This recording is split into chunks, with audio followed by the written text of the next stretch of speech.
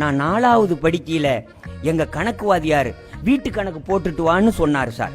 பல பேருக்கு தெரியும், அப்பெல்லாம் இபி ரீடிங் எடுக்கிறதுக்கு அட்டை கிடையாது.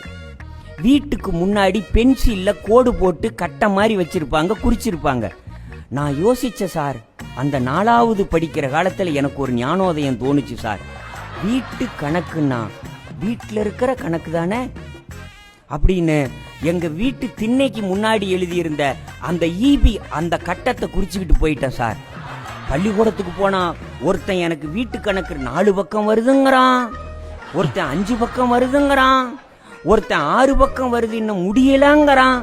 எனக்கு அரை பக்கத்தை தாண்டல, அடி வயிற்றுலாம் புளிய கரைக்குது சார். கணக்குவாதியாருங்க வாடான்னாரு, என்னடா அதுன்னாரு.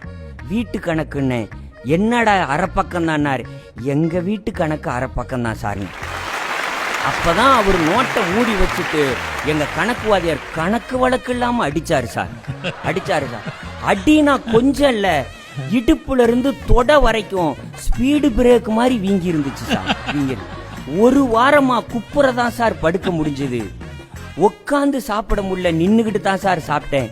நான் நினைக்கிறேன் சார், இந்த பஃபெட் சிஸ்டம்னு கொண்டு வந்தான்ல, அதை கொண்டு வந்தவன் யாரோ கணக்கு பாதியாட்ட அடி வாங்கினவன் தான் சார்.